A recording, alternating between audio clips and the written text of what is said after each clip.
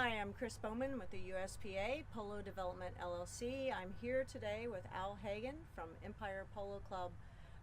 Al, I wanted to talk to you about a few of the programs that you are associated with, the success of one of them being International Polo, one of them our Team USPA program, and then also we'll talk a little bit about what you have done for women's polo. But let's go back to Team USPA, our last World Championship. 3 of the FIP World Championship players cut their teeth at this club, and that's Patrick Uritz, Jesse Bray, and Remy Mueller. And just wanted to find out a little bit about your support of American polo and what you have done for helping these youngsters get their start. Yeah, well, basically, we've watched them grow up here. And so we really encouraged them to come and play, and it was really exciting to see them go so high, to keep going.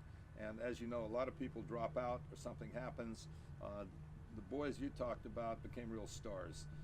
Last time I was here, I came to watch the Townsend Cup, which is a USPA international match between England and USA, and you hosted that, I think, more than once.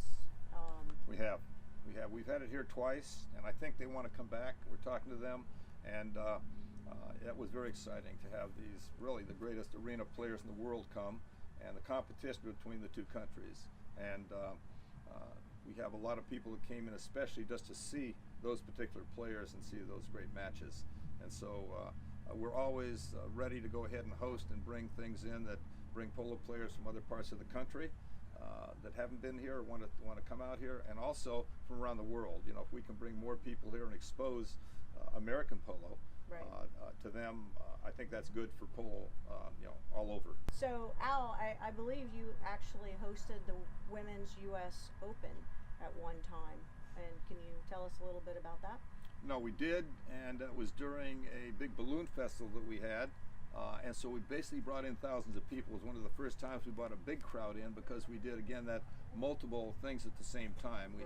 We had balloons, we had planes, biplanes taking off and flying, and then we featured the women's U.S. Open tournament. Fantastic. And we had great teams that came in, and I just remember one of them especially, and I believe that they won, and that was the one with Sunny Hale, Sue Sally, her mother, and Stormy, her sister. Wow. And then Carolyn Anye, which I believe Carolyn at that time was one of, if not the highest rated player in the world. Mm-hmm. And Carolyn's still out here, and Sue Sally passed on, but we have fond memories of that tournament for the women. Wow, that's fantastic.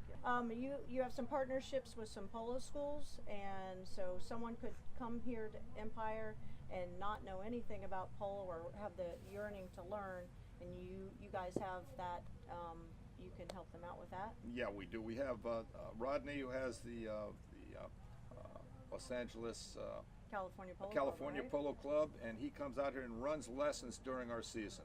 And we have a special field for him to use. Great. And he interfaces with us, and then his people can move from learning into one of the leagues, or even come and do a practice game or do something, and then meet a lot of people in the other areas too, so they feel comfortable and they want to come back.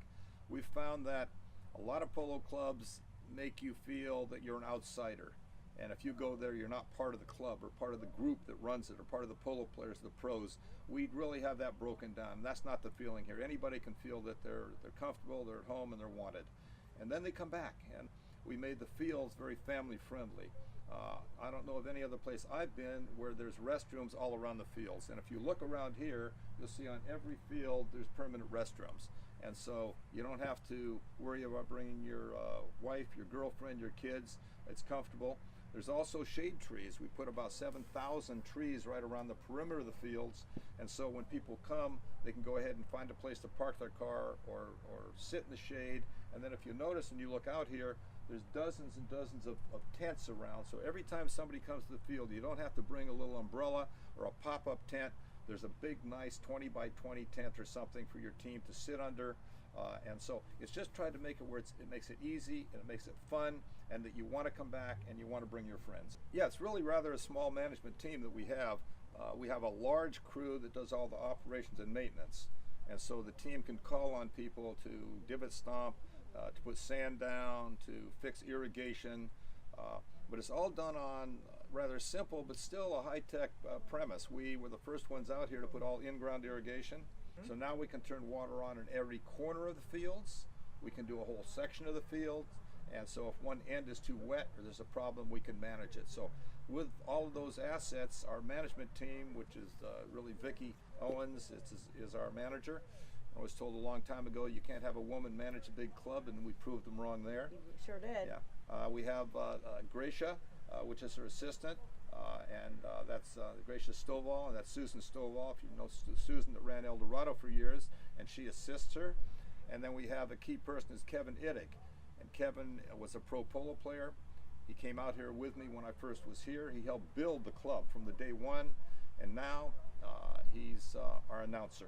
And he does announcing, and he does field operations. So when Vicki needs something done, where there's a problem, he makes sure that the irrigation is fixed, the broken lines fixed, that we sand the fields. And he's kind of the one that is the defender of polo, and he's always coming to me for more sand and more money to do something, always.